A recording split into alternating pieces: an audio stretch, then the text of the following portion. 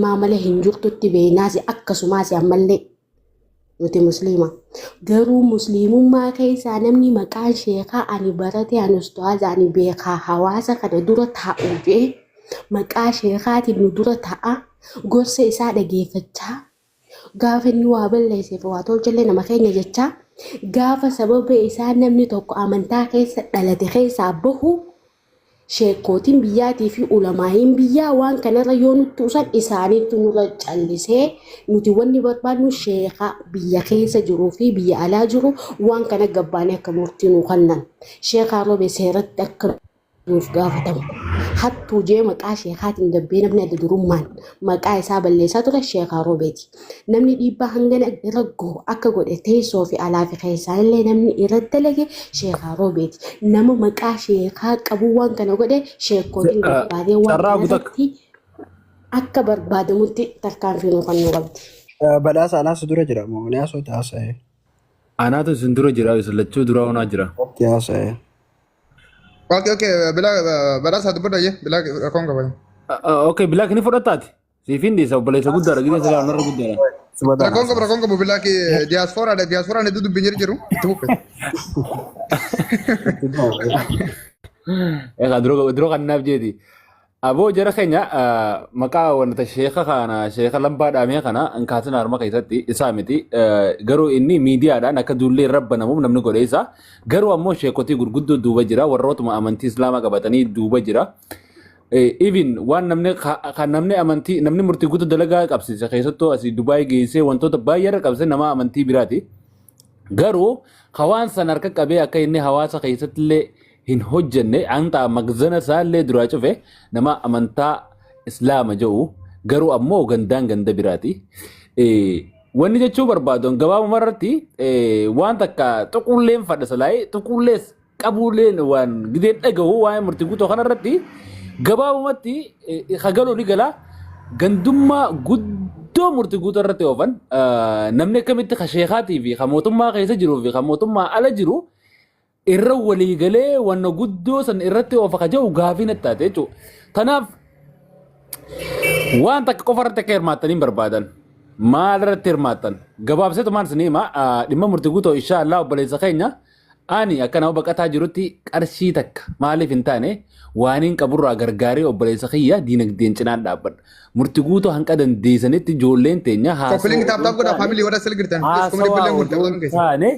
warri Suudii jirtan warri Yaman jirtan warri Soomaaliyaa jirtan illee qarshii takkaa fi lamaan cinaa dhaabbadha. Wallaahi waa murtii guutuu irra deeme mee ijoollee Finfinnee keessaa beeytan kan murtii guutuu dhiheenya quba qabdan murtii guutuu nama arraas jiru miti arra namas jiru miti nama arras laa miliyoonara ta'e keessaa wallaahi zeeroo deebisa murtii guutuu zeerootti.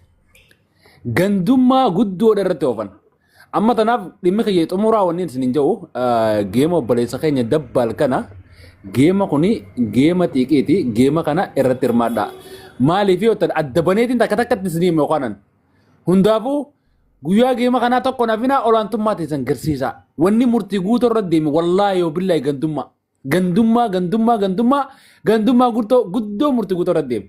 Sheeyinitti walii galeeti mootummaa keessa yeroo inni kana gandummaa irra walii galee ajaa'iba natti taateen. Miidiyaa irra jirullee gandummaa irra walii galee akka magzana kana keessaa meeshaa takka hin baamne. Even yoo baasallee akka karaa biraa baasu malee karaa naannoo biraa keessa akka hin baamne dhiibbaa irra godhanii deemanii akka wanti irra wanna godhan. Gaafa mana murtii dhugaatu manni murtii barbilisaan galakkisa murtii guutuu. Harka lafa jalaatiin amma akka wanti isaarraa baafachuu hin danda'u murtii guutuu. Irra wanna godhan jechuudha. So tanaafuu olaantummaa ta'e isin cimsadhaa murtii guutuu ammoo ka Soomaaliyaa jirus ka biyya keessa jiru qarshii takkaa fi lamaan waan dandeessaniin cinaa dhaabbadhaa bikki irraa dinagdee keessatti deebisaa guyyaa lamaa toofee geema dabbaal kana irratti olaantummaa ta'isanii fi cimina miidiyaa hin qabdan ammaas garsiisa. Nama akka murtii guutuu kana mataa dhawanii isin keessa akka lafatti hin deebisne akka isin miidiyaa irratti if naman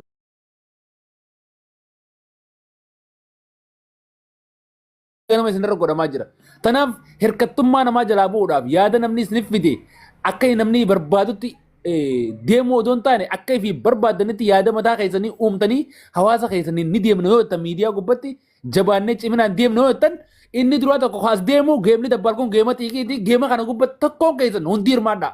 olaantummaa ta'e agarsiisa miidiyaanis. Lafatti illee gargaarree murtii guutuu olaantummaa keenyaa fi cimina keenyaa fi jabina keenya illee agarsiisuudha qaba. Dhaloota sodaan barsiisaa warri miidiyaa gubbaa jirtan. Sootanaaf tokkummaa irratti hirmaadhaa geema kana.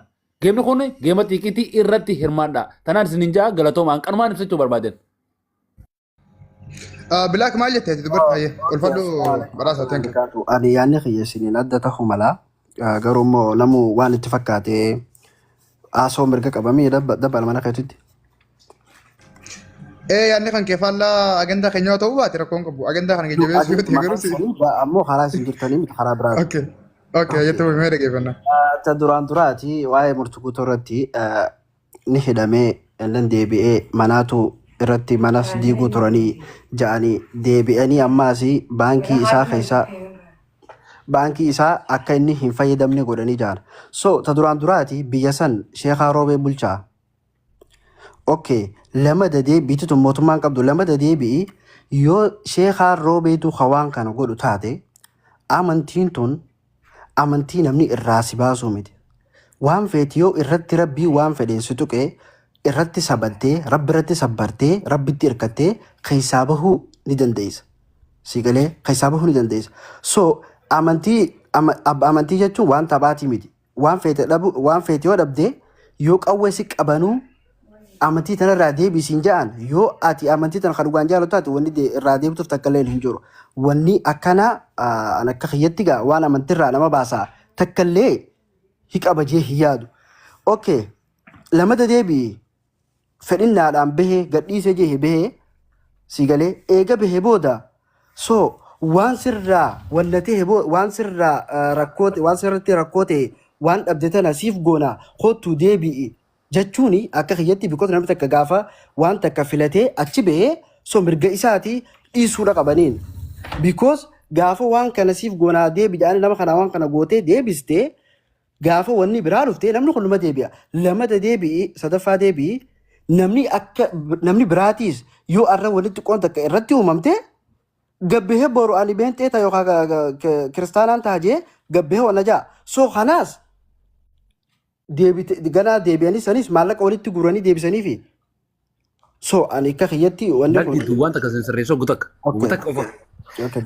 Laala Sheekhaa Roobeen jeenaa Sheekhaa Roobee wanni fidanii fi gandummaan isaa murtii guutoo wanni Sheekhaa Roobeetti diranii miidiyaadhaan hawaasaa fi duulaa fi jibban sarrabbananiif warroonni nama amantiitti ijaan Sheekhaa Roobee kun garuu amantiin qabu amantummaa isaan beeknanii akka hammaan Sheekhaatiillee silaa manguddummaa cinaan dhaabbannee fi akka hawaasni keessaa beelleen miidiyaadhaan murtii guutoo waan akkanaa dalagijee jibba garaagaraa isarratti oofanii fi wanni isaan lafarratti irra dalagan yoo murtii guutuu miidiyaa gubbaa beellee akkanii fi jechuun gartee kijiba jee hawaasni dura dhaabbatuu fi murtii guutuu Sheekhaa Roobee miidiyaadhaan soba dalagee murtii guutuu irratti akka ajandaa darbuuf irratti ajajan Sheekhaa Roobee miidiyaadhaan irra dalage lafatti ammoo kan irra dalage kabiraati.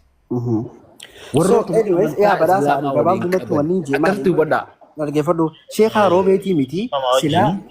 Dhaga'i waan tokko wanni beekuu qabdanii wanni gartee wanni murtii guutuu gaggeeffame kuni eefa Sheekhaa Roobee viidiyoo dalagee labse boodaan tahaa jira moo eefa gartee seerri ta'een taanan seera san yoo ta'e eefa irratti murtii irratti gahee boodaan Sheekhaa Roobee baasaa jira moo mee ilaal inni bilaakilleen dhugaadha murtiin ammallee na gargaara hin jenne alhamdulillah rabbil alamin na gargaara hin jenne ammallee haga ammattillee ummanni keenya ufumaaf sigalee ajandaa godhatuufis ta'e dhugumaan gargaaruufis ta'e haasaa jiran na gargaara ammas hin jenne eefa gartee islaamummaa manni obboleessa islaamaa obboleettii islaamaa waliin jennee waan akkanaa irratti haqni qaamni ala jiru horii walitti buusee ana dalaguma tiyya burjaajessuuf jireenyuma tiyya balleessuudhaaf kakkana ta'utee isinii wajji obboleettii islaamaa obboleessa islaamaa ta'urra isaan kanaa wajjiin sigalee gubachuu naa wayyaa jeeti malee dhageeffadhu namni gartee amantii san dhagee maallaqa argate jee hin jiru bilaaki obboleessii dhageeffadhu dhiifamas naa godhu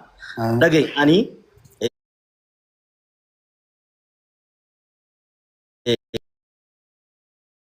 qaama kiyyaan guyyaa inni jedhames bira taa'ee beeka dhageeffadhu wanta deemaa jirus dhageeffadhu lubbuun wani jette namni diin ofii unkaan islaamummaa guyyaa keessatti dhufe sigalee waa malee ittiin dhufne waan sirriitti ni sabra moo inni jee afaanii baafate yoo ka dhageeffatu taate eefan isaanii wajji obboleeyummaan islaamummaan kanarratti kana ol godhaa wajji taane isaanii wajjin obboleeyyan islaamaa jaamurra isaan sanii wajjin obboleeyyan gartee kaafira sanii wajjin gubachuu naa wayyaa na wajji gubatu hin jiru gubadhee baqa kana waloonni naafee hin jiru bagee ni hugguran akka inni waan isaan hubbanne kunoo anamma nama murtiin keessa hojii dhaabbatee akka murtiin gartee nama tokko gartee ijaan akka laallaan hidhamu quminaan dhaabbataadhaan siimanii jiran viidiyoo dalaganii jiran yoo agartee jiraate murtiin ammallee يقوم يسرنيانو جدا. يسمى بلشان شيخ روبيتي سلطان. بلشان شيخ روبيتي مال جناني ati dhageeffadhu oromiyaa takkitti keessa jirra eefa asitti waa balleesse bakkuma namni kan keenyaatti siifidu bakkuma namni kan kee gartee igbaanji jedhee sii deemutti hidhamuu qabda seerri as hin jirre magaalaa Adaamaa guddoo oromiyaa keessa hin jirre kabaalee roobee jiru murtiin guyyaa tokko baalee roobee dhaqee badiin sana kitti raawwanne osoo dhugummaan badiin sun raawwatamte bakkuma itti raawwatamtetti badiin sun gartee firdii argatu qabdi turte dhageeffadhu balleessi yoo sii galu ta'e. Immasiin immoo wanni nuti teenyee miidiyaan argaa jirru sheekhaa roobee waan gartee murtii guutuu qabnee jira osoo murtii guutuu gara hin qabin qabnee jirra alhamdulillah rabbil alamin je ufanii galgalma san asrii qaban jechuudha. Sigalee kana ammoo wama inni gartee viidiyoon dalaguutu irra deemaa ture qaamni seeraa suni akka ajaja gartee sheekhaa roobee fudhatee murtii guutuu gaggeessaa turan malee isaatti dura labsii kannaa ture jechuudha. Ajajiin akka isa raaboo jirutti dhageeffadhu kan yoo sii galu ta'e haa sii galu gargaarsa ammallee hin barbaadu alhamdulillah nuti nama fayyaa qabu dalagannee jenna wanta kan barbaannu ammallee dhageeffadhu horii nutti fide malee horiin nuun finne. Ebar murtiin gargaaraa hin jenne ebar sultaana gargaaraa hin jenne murtiin. Ammallee immoo dhuguma wanti raawwatamaa jiru kun qaamni keessaan dhokatanii alaa fi keessatti illee horii guuranii isa ajjeesisuudhaaf balleessuudhaaf agartee ganamaa galgalatti horii hagan sakaa isii lafa hamajanii godhaa jiran namuma amantaa takka islaamummaa waliin himatan ka waan kana godhaa jiru beeki alagaa miti ka waan kana godhaa jiru.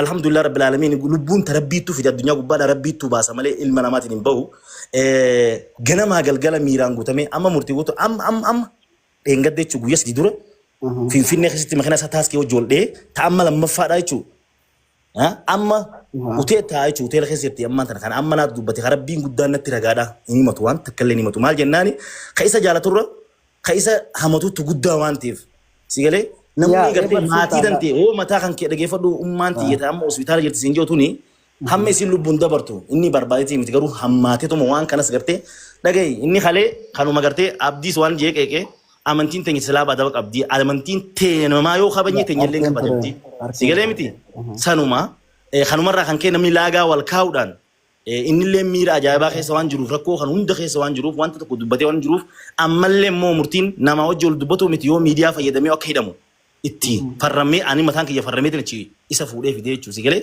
kana waan ta'eef dhimma tokko ibsatuu hin danda'u miidiyaa takka fayyadamuu hin danda'u miira isaa takka godhamuu hin danda'u wanta sobaan jiru hunda amanii jaanii amannee maal jennaan namni booji'amee jiru lubbuun akka haftuuf ciisisin jaan ciistee waan kana jeesin jaan jeeti akkasitti haala saniin maal jennaan namni booji'amee hundi godhame seegeeffadhu obboleessa kiyya kanaafu kana gartee gama goonee haasawaa oollee ol qabnee waan keessaa faayidaan argamus hin jiru yoo ammallee deebistaniituma hidhatti isa deebisuu yookaan ifuu akka inni gartee bakka jiruu fi gartee akka ajjeesamu yoo barbaadan qofa malee gargaarsa yoo fudhame dhiisa waan takka ilmi namaa waan namaa godhu jiru waan rabbi namaa godhu ammallee obbolee eefaa maqaa sheekummaa fudhatanii eefaa maqaa islaamummaa waliin qabna jennee obboleeyyan rabbi obboleeyyan muslimaa waliin jaamne akkana godhan ta'e an kanaa ol obsa kiyya fixadheen jira obboleeyyan kaafira san wajjin kaafiratti jahannam san seenuu naa wayyaa jee malee sigalee ni amantaa inni jeellee hin jiru akkasii kana miira malee wanti inni godhes hin jiru jeeti yaada